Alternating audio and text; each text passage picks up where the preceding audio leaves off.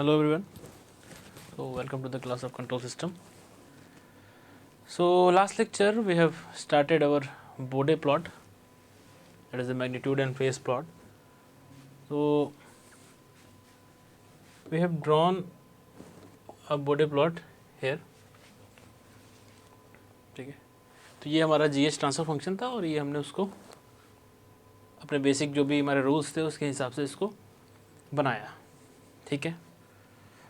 अच्छा, अब अगर हमको ये कैसे मालूम हो कि ये जो है यहाँ से जो चला था इनिशियल इसका स्लोप था, इनिशियल स्लोप था -20 dB पर डिकेड, क्योंकि वो S नीचे था. ठीक है, चला चला फिर उसके बाद उसको एक ओमेगा इक्वल टू 2 पे 0 मिला, तो उसने स्लोप +20 dB पर डिकेड इंट्रोड्यूस किया और फ्लैट लाइन हो गई, 0 स्लोप हो गया. और फिर ओमेगा इक्वल टू 5 पे एक और 0 मिला, उसने स्लोप को +20 dB पर डिकेड कर दिया. ऐसा तो हुआ, लेकिन यहाँ पे जब आप यहाँ पहुँचे पहली बार तो आपका मैग्नीट्यूड कितना है और फिर जब आप यहाँ आए तो मैग्नीट्यूड कितना है, ये जानकारी रहना भी आपके लिए ज़रूरी है. ठीक है, अगर एग्जैक्ट हमको प्लॉट इसका बनना है तो कैसे मालूम चलेगा. अभी आपको पता है ओमेगा इक्वल टू 0.1 पे आपने स्टार्ट किया था और 40 dB इनिशियल वैल्यू थी और स्लोप था -20 dB पर डिकेड. इसका मतलब कि जब एक डिकेड आप आगे जाएंगे तो वो 20 dB कम हो चुका होगा.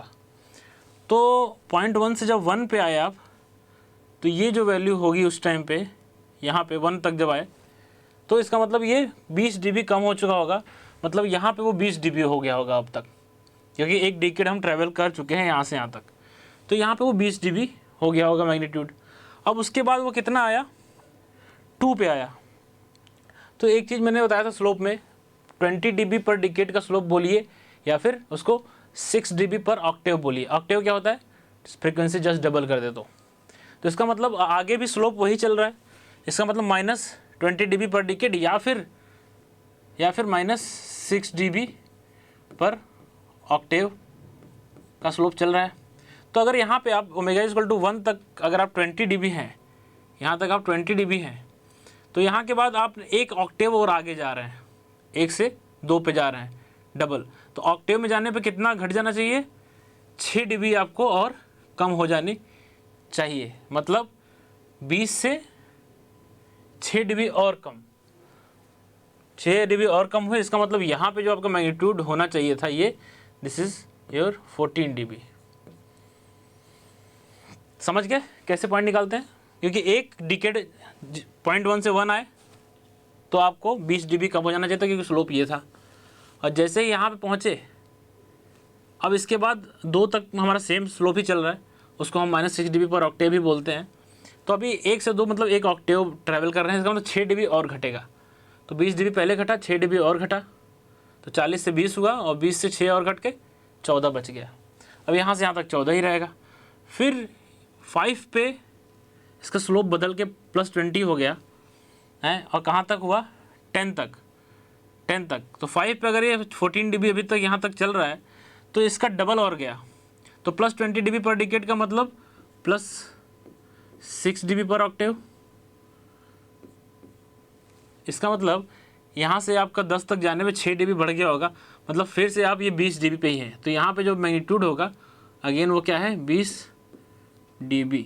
और फिर ये 20 dB ही चलेगा और फिर ये आगे घटेगा. यहाँ से स्लोप कितना है, यहाँ से स्लोप मेरे ख्याल से कितना -20 का ही है, -20 dB पर डिकेड. तो कब ये क्रॉस करेगा, यहाँ पे 20 dB इसका है, इसका मतलब एक डिकेड जाएगा, मतलब यहाँ पे 1000 जब ओमेगा इक्वल टू होगा तो ये क्रॉस कर जाएगा 0 dB लाइन को. ठीक है, तो इस तरह से आपको वैल्यू फाइंड करना भी आना चाहिए इसमें. ठीक है, चलो इसी तरह से एक और एग्जांपल देखते हैं. ये एक हमारे पास एग्जांपल है सपोज. ठीक है, S गिवन है, ऊपर ये S है हमारा, इसकी वैल्यू है मेरे ख्याल से S है. ठीक है, तो अब सबसे पहला काम कि इनिशियल पॉइंट क्या होना चाहिए. तो आपको गेन K कोई दिख नहीं रहा है और ये जो पोल जीरो जो भी है आपके वो सही फॉर्म में है जिस फॉर्म में होना चाहिए, ठीक है, कोई इसमें दिक्कत नहीं है। एक इसमें स्क्वायर लिख लेते हैं, ठीक है, सब उसी फॉर्म में है जिस पे होना चाहिए। अच्छा ठीक है, तो इसका मतलब हमारा जो भी गेन के है वो क्या है, वो है 1, के कुछ नहीं है, इसका मतलब 1 है। तो आपका इनिशियल पॉइंट क्या होगा, इनिशियल पॉइंट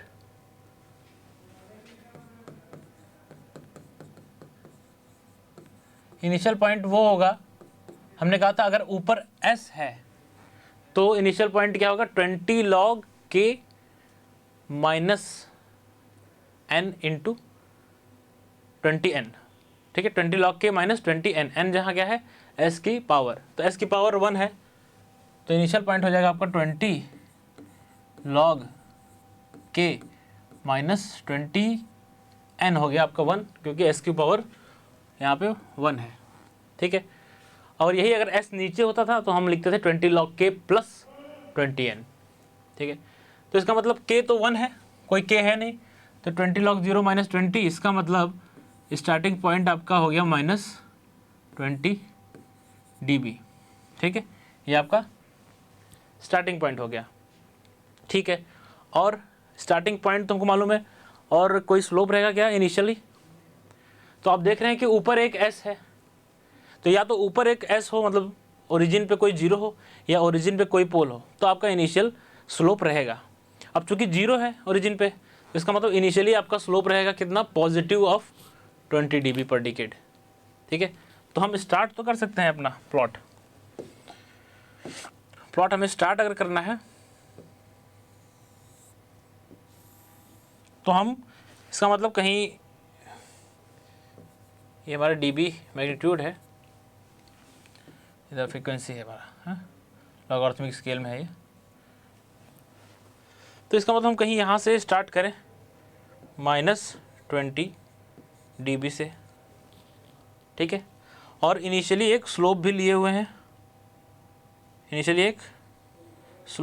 कितना, प्लस 20 dB पर डिकेड, क्लियर लिख लो, प्लस 20 dB पर डिकेड, ठीक है। चल रहे हैं, स्टार्टिंग का हमको पता चल गया कि भाई माइनस 20 dB से स्टार्ट होगा, एक स्लोप लेके आगे बढ़ेंगे। अच्छा, अब लिख लेते हैं कट ऑफ फ्रिक्वेंसीज। तो जीरोज़ कहाँ पे हैं आपके, जीरोज़ जो है आप देखिए, एक आपका है s इक्वल टू 1/0.1, मतलब एक है 10 पे, एक है आपका 100 पे, लेकिन 10 पे जो है वो आपका क्या है, मल्टीपल है, मतलब इसमें 2 हैं, 10 पे जो है वो 2 जीरोज़ हैं, ठीक है, स्क्वायर लगा हुआ है। ओमेगा इक्वल टू 10 पे आपके मल्टीपल जीरो है। और पोल्स की बात करें, तो पोल है आपका एक 4 पे पोल है, और कितना है, मल्टीपल पोल है, 3 बार, पावर 3 है, तो 3 पोल आपके 4 पे 3 पोल है, और एक है आपका कुछ ये 1000 पे, एक पोल है आपका 1000 पे। तो ये आपकी कट ऑफ फ्रिक्वेंसीज हो गई। अगर आप लिखना चाहें तो एक इधर मान लीजिए कुछ 4 है, और इधर मान लीजिए कुछ 10 है, आगे एक 100 मिलेगा, आगे कुछ 1000 है मान लीजिए, ये है, ठीक है। प्लॉट स्टार्ट किया हमने, चल रहे हैं, तुरंत हमको 4 आया सामने हमारे, और 4 पे क्या है हमारे पास, जब तक कोई कट ऑफ फ्रिक्वेंसी नहीं है तब तक जैसा इनिशियल है वैसा चलते चले जाएंगे। 4 पहले आया, 4 पे हमारे पास पोल्स हैं, वो भी कितने, 3, 4 पे हमारे पास पोल हैं वो भी 3, तो इसका मतलब एक पोल माइनस 20 dB पर डिकेड का स्लोप इंट्रोड्यूस करता है, तो 3 पोल जो है वो आपको कितना का स्लोप करेंगे इंट्रोड्यूस, माइनस 60 dB, ठीक है। और प्लस 20 dB पहले से चल रहा है, और 3 पोल मिलके क्या किए, माइनस 60 dB का इंट्रोड्यूस किए, तो माइनस 60 प्लस 20, कितना हो गया -40 dB। तो यहाँ के बाद अब जो स्लोप चलेगा यहाँ तक तो पहुँचे आप इसी तरह से, ठीक है। यहाँ के बाद आपका स्लोप चेंज हो गया और प्लॉट और स्टीप चलने लग गया, ठीक है। स्लोप थोड़ा चेंज होगा और प्लॉट और स्टीप हो जाएगा।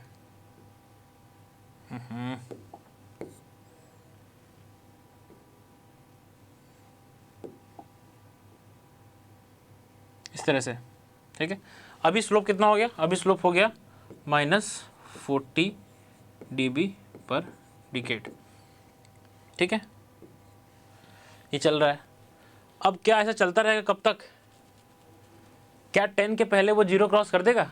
उसके लिए मैग्नीट्यूड मालूम होना जरूरी है। तो आप देखिए कि -20 dB था पॉइंट 1 पे, इनिशियल पॉइंट हमारा होता है पॉइंट 1 पे।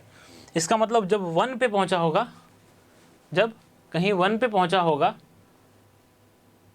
तो वो 0 हो जाना चाहिए था, क्योंकि -20 dB से स्टार्ट था, तो एक डिकेड में उसको 0 हो जाना चाहिए था। तो इसका मतलब हमने यहाँ पे बनाया ये डायग्राम गलत, ठीक है। यही आपको वैल्यू मालूम होना जरूरी है। अब भाई कट ऑफ फ्रिक्वेंसी कैसे कैसे चेंजेस लाएंगे वो तो हम करते चले जाएं, लेकिन ये चेंजेस हमें ये इस एक्सिस को क्रॉस करके करना है कि नीचे ही करना है, ये कैसे पता चलेगा? कि आपको वैल्यू भी देखनी है कि 0 क्रॉसिंग, ये 0 dB लाइन को कहाँ क्रॉस कर रहा है। तो -20 dB से स्टार्ट किए थे, ठीक है, पॉइंट 1 से, तो इसका मतलब 1 पे ही वो 0 हो जाएगा, तो हम नीचे तो नहीं रहेंगे। तो ये पूरा प्लॉट, थ्योरी हमारी वही है, लेकिन ये पूरा प्लॉट जो है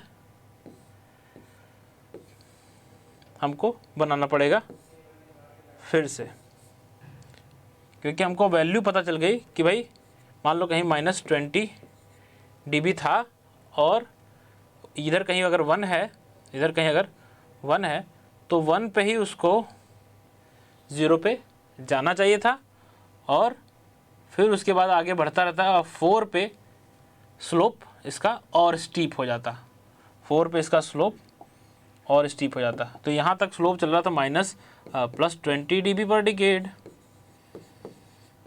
ठीक है। और यहाँ के बाद स्लोप थोड़ा, वैसे ही हमने बहुत ज़्यादा स्टीप कर दिया पहले ही, यहाँ से स्लोप थोड़ा और चेंज हो जाता और ये हो जाता अब -40 dB/डिकेड। अब ये 10 तक होता है ऐसा। अब 10 पे जैसे पहुँचा तो 10 पे क्या मिला? 10 पे एक 0 मिला, और 0 क्या करता है? +20 dB/डिकेड का स्लोप इंट्रोड्यूस करता है। तो जब 0 +20 dB/डिकेड का स्लोप इंट्रोड्यूस कर रहा है तो -40 चल रहा है, -40 dB/डिकेड चल रहा है। अब 0 आ गया 10 पे, तो ये अब स्लोप यहाँ से और हो जाएगा आपका इस तरह का, कितना? -20 dB/डिकेड। कहाँ तक? 100 तक ऐसे ही चलता रहेगा। 100 पे क्या मिला? 100 पे फिर एक 0 मिला, 100 पे फिर एक 0 मिला। अब पहले से -20 था, एक 0 मिला, वो +20 dB/डिकेड का स्लोप इंट्रोड्यूस करेगा।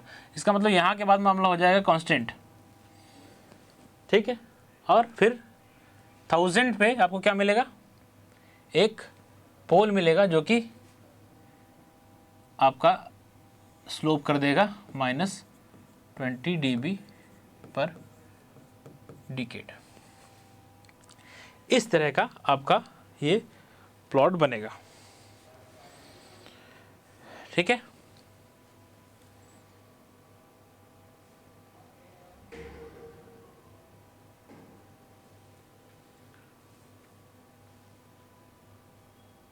कुछ गलत हो गया क्या इसमें? चेक करेंगे एक बार। इनिशियल चल रहा था +20 dB/डिकेड का, ठीक है। 4 पे हमको क्या मिला? 4 पे हमको मिला एक पोल, वो भी ट्रिपल, मतलब थर्ड ऑर्डर का, तो उसने -60 इंट्रोड्यूस कर दिया। तो यहाँ के बाद 4 के बाद हमारा हो गया कितना? +20 चल रहा था, माइनस से तो -40 हो गया। 10 तक पहुँचे, 10 पे हमें मिला एक 0, 10 पे मिला एक 0, वो कितने का है? 0, अच्छा, ज़ीरो सेकंड ऑर्डर का था, ज़ीरो यहाँ पे आपके सेकंड ऑर्डर का था, सेकंड ऑर्डर का था मतलब ये प्लस 40 dB पर डिकेट का स्लोप इंट्रोड्यूस करेगा ज़ीरो।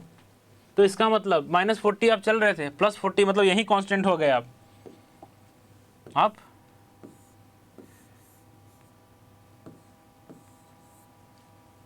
यहीं पे हो जाइए कांस्टेंट ऐसे, ठीक है। फिर जैसे ही आप 100 पे पहुँचे, 100 पे आपको फिर एक ज़ीरो मिला, 100 पे फिर एक ज़ीरो मिला, और फिर आपका स्लोप हो जाएगा कितना, +20 dB, ठीक है। और 1000 पे फिर एक पोल मिला, तो 1000 के बाद फिर आप हो जाएंगे कांस्टेंट। आप समझ गए किस तरह से आपका प्लॉट बनेगा। -20 dB थे हम, इनिशियल स्लोप हमारा था +20 dB पर डिकेट, क्योंकि एस ऊपर है। सबसे पहले हमको 4 पे क्या मिला, 4 पे हमको मिला एक पोल मिला, वो भी ट्रिपलेट थर्ड ऑर्डर। तो इसका मतलब ये -60 dB पर डिकेट का स्लोप इंट्रोड्यूस करेगा। पहले से हमारा +20 चल रहा था, तो अब बचेगा -40। तो 4 के बाद जो हम चलेंगे -40 dB पर डिकेट से। अब जैसे ही 10 पे पहुँचे, 10 पे मिला एक जीरो, 2 जीरो, तो 2 जीरो मिलके +40 dB पर डिकेट करेंगे। -40 पहले से चल रहा था, इसका मतलब 10 के बाद हो गया कांस्टेंट। 100 पे पहुँचे, 100 पे मिला फिर एक जीरो जो कि +20 करेगा, तो यहाँ फिर से 100 के बाद +20 dB पर डिकेट। और फिर 1000 पे मिल गया एक पोल जो कि -20 इंट्रोड्यूस किया, +20 चल रहा था, कांस्टेंट, ठीक है। इस तरह से आपको ये डायग्राम बनाना है, ठीक है। अब रही फेस प्लॉट की बात, तो आपको क्या करना है, सीधे ये एंगल लिखना है, सीधे ये एंगल लिखना है। ये एंगल कैसे लिखते हो, फेज एस ऊपर है तो 90 plus tan inverse omega by 10, tan inverse omega by 10 into, ये प्लस में ही रहेगा, tan इनवर्स ओमेगा बाई 100, यहाँ 2 था तो यहाँ पे आप 2 लिख लीजिए, 2 tan इनवर्स ओमेगा बाई 10। और फिर नीचे वाले ऊपर जाएंगे, -3 tan inverse omega by 4 minus tan inverse omega by 1000। इस तरह से आप फेज एंगल लिखेंगे और क्या करेंगे, अलग अलग ओमेगा पे, जैसे कि 0.1 हुआ, 1 हुआ, 10, इस पे अपना वैल्यू निकाल लीजिए। और जो आपकी कट ऑफ फ्रिक्वेंसीज हैं, जैसे कि ये दोनों चारों, इन सब पे भी वैल्यू निकालिए और उसके बाद सीधे आप इसमें पुट करिए और फेज एंगल प्लॉट लीजिए, ठीक है। तो फिर आप सीधे फेज एंगल प्लॉट लीजिए। तो फेज एंगल प्लॉट में कुछ ऐसा रोल नहीं है, सीधे सीधे अलग अलग जो हमें कट ऑफ फ्रिक्वेंसीज ओमेगा, उन पे हमें इस फेज एंगल में रखना है ओमेगा की वैल्यू, अलग अलग एंगल मिलेगा, रफली हाथ से प्लॉट कर देना है, ठीक है। अच्छा चलिए नेक्स्ट ये है, इसके बारे में मैंने कल बताया था कि अगर इस फॉर्म का है तो सबसे पहले गलती क्या होती है लोगों की। अब जैसे आपको ये दिखा, तो आप बोलेंगे कि k हमारा 512 है, तो स्टार्टिंग पॉइंट आपने बोल दिया 20 log k प्लस 20n, क्योंकि s नीचे है, यही गलत हो गया, k आप 512 ले लिए। आपको पहले बनाना है 1 + st के फॉर्म में सबको। तो आपको करना क्या है, पहले तो ये कॉमन करना है। तो ये GSHS जो है आपका, इसको आपको कैसे लिखना है, 3 कॉमन कीजिए पहले, 512 इंटू 3 करेंगे तो 1 प्लस s/3, ठीक है, डिवाइड बाई s। यहाँ से 256 भी कॉमन कीजिए। देखिए दो चीज़ें हैं, या तो इस तरह से है, क्वाड्रेटिक इक्वेशन सिर्फ नीचे है, तो आपको ये 256 कॉमन करना है और omega n is equal to इसका अंडर रूट, ठीक है, उसी पे आपका ये कट ऑफ फ्रिक्वेंसी हो जाएगी। तो या तो ये omega n square divide by s square plus 2 zeta omega n plus omega n square इस फॉर्म का दिया हो, तो कुछ छेड़ना नहीं है, उसको बिल्कुल अलग कर लेना है, ठीक है, उसको के में कोई कंट्रीब्यूशन नहीं है। लेकिन यहाँ पे ओमेगा एन स्क्वायर तो ऊपर है नहीं, तो वैसे भी आपको वो ओमेगा एन स्क्वायर लगाना पड़ता, तो क्या करते, 256 मल्टीप्लाई करते 256 डिवाइड करते और वो मल्टीप्लाई वाला जो है इसके साथ हटा देते, तो के लिए कंट्रीब्यूशन किसका होता, जो नीचे डिवाइड किए होते। कुल बात वही है, अगर इसके ऊपर दिया होता तो उसको किनारे कर लेते, के में उसका कोई रोल नहीं है। 256 ऊपर दिया होता तो, नहीं दिया है, चलिए फिर करिए। हालांकि 256 इंटू 2 ही है ये 512, तो आप चाहते तो ऐसा भी कर सकते हैं, आप चाहें तो ऐसा भी कर सकते हैं कि इसको आपने यहाँ पे लिख लिया, चलो एक ही बात है, कॉमन करना है हमको। तो s है यहाँ पे, 256 भी बाहर निकाल लेंगे बाद में, और s² by 256 plus 16s by 256 plus 1 256 बाहर कर लिया। अब यहाँ से कैंसिल हो जाएगा, 2 ऊपर बच जाएगा सिर्फ 6 1 plus s by 3 divide by s, और फिर ये आपका quadratic s² by 256 plus 16s by 256 plus 1, ठीक है। तो अब ये आपका हो गया k, ठीक है, ये आपका हो गया अब k। तो अब स्टार्टिंग पॉइंट कैसा बनेगा, पहले हमको स्टार्टिंग पॉइंट से मतलब होता है, अगर आप प्लॉट बनाएंगे तो कहाँ से स्टार्ट करना है, एक तो s नीचे है, s नीचे है का मतलब स्टार्टिंग पॉइंट आपका होगा, स्टार्टिंग पॉइंट होगा 20 log k, की वैल्यू है 6, 20 log 6 प्लस 20, क्योंकि s की पावर 1 है, 20 n होता है, n 1 है, तो 20 log 6 प्लस 20 कितने वैल्यू हो जाएगी ये मेरे ख्याल से इसको कैलकुलेट करेंगे, निकालेंगे कितनी आ रही है, 20 log 6 प्लस 20,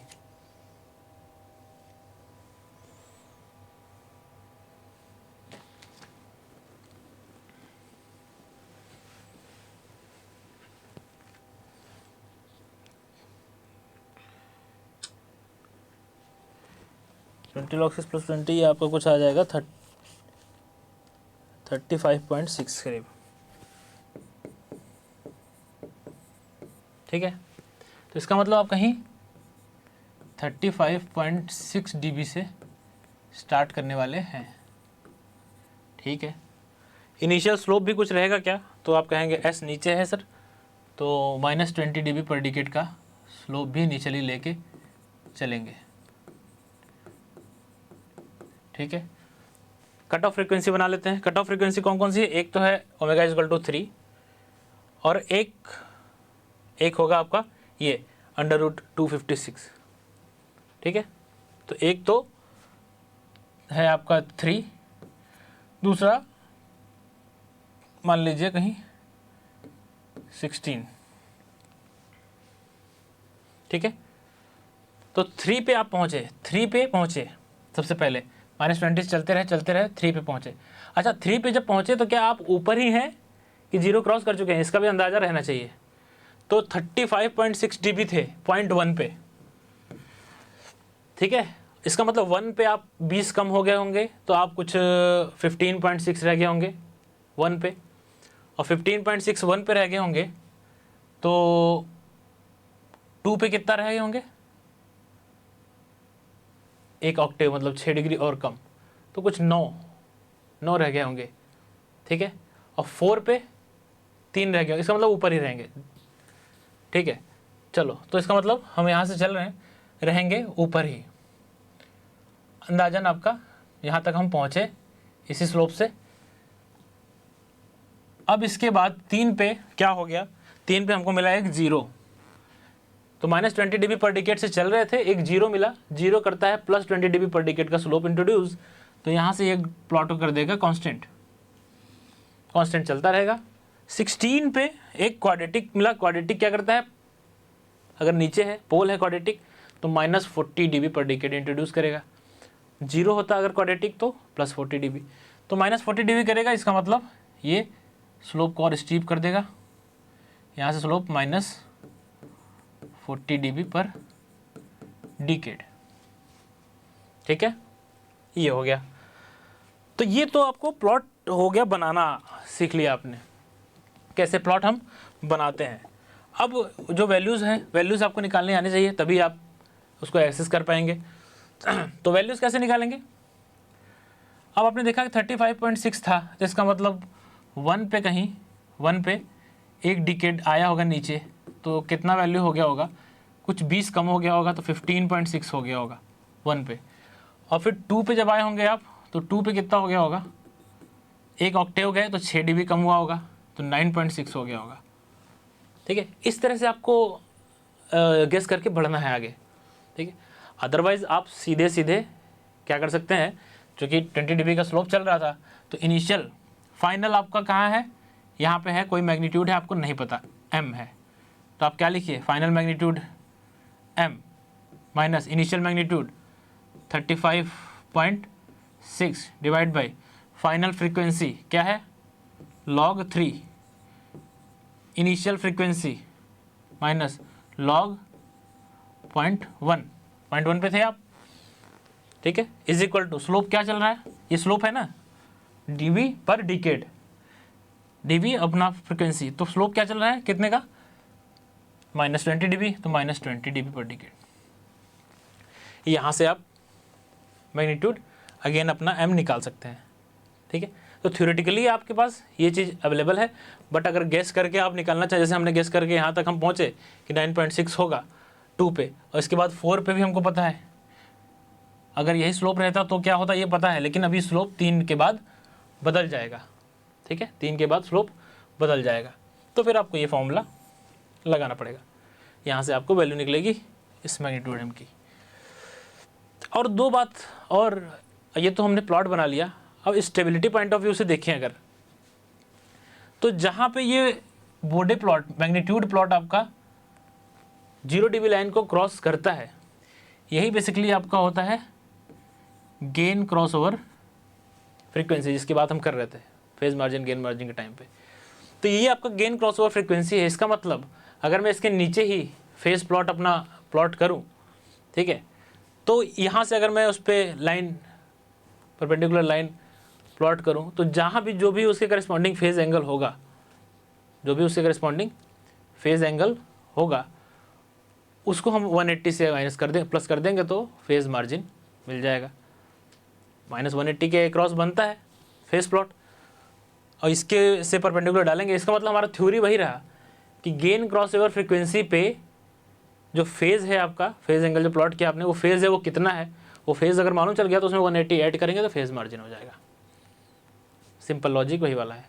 और बस इसमें क्या है कि आपको अगर मैग्नीट्यूड लिखने जाएंगे तो इतना बड़ा मैग्नीट्यूड लिखेंगे आप, ओमेगा स्क्वायर प्लस 3 स्क्वायर, फिर इसको ओमेगा में चेंज करेंगे इसको, और फिर उसके बाद इक्वल टू 1 करेंगे, तो फिर उसको आपको वहाँ पे ओमेगा GC मिलेगा, तो थोड़ा सा टेढ़ी खीर हो जाएगी वो।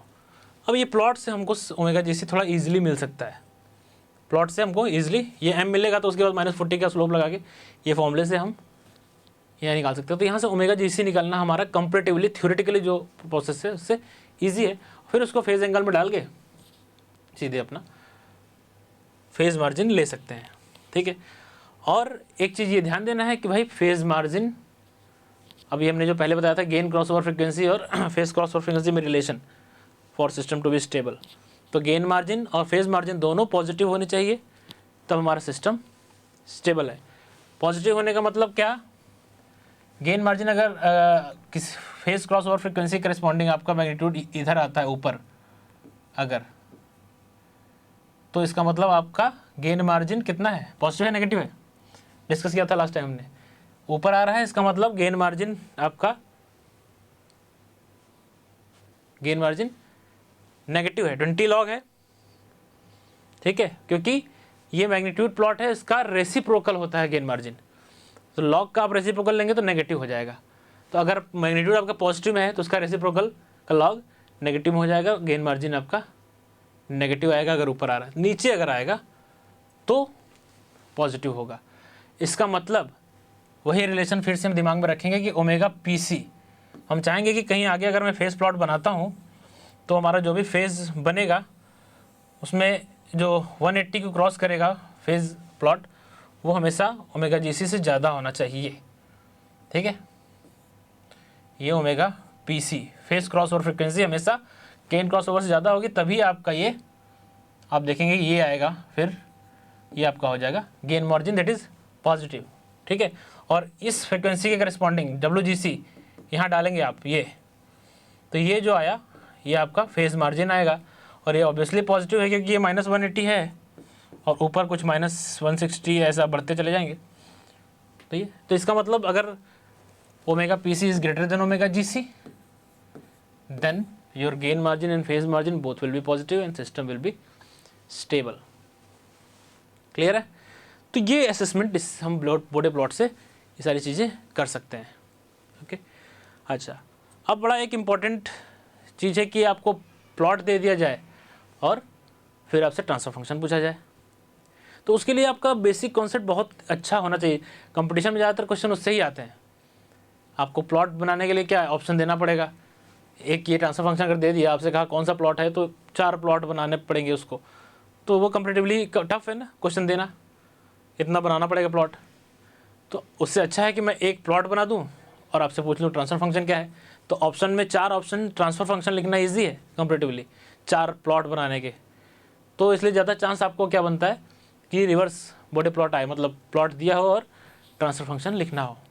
तो उसमें अगर आपने बेसिक समझा होगा ये, तो बड़ा ईजिली हम ट्रांसफर फंक्शन लिख सकते हैं। तो वो जब क्वेश्चन करेंगे ना, तो आपको ये और बेटर अंडरस्टैंडिंग हो जाएगी बॉडी प्लॉट की, जब हम रिवर्स चलेंगे, प्लॉट दिया है, ट्रांसफर फंक्शन निकालना है, ठीक है।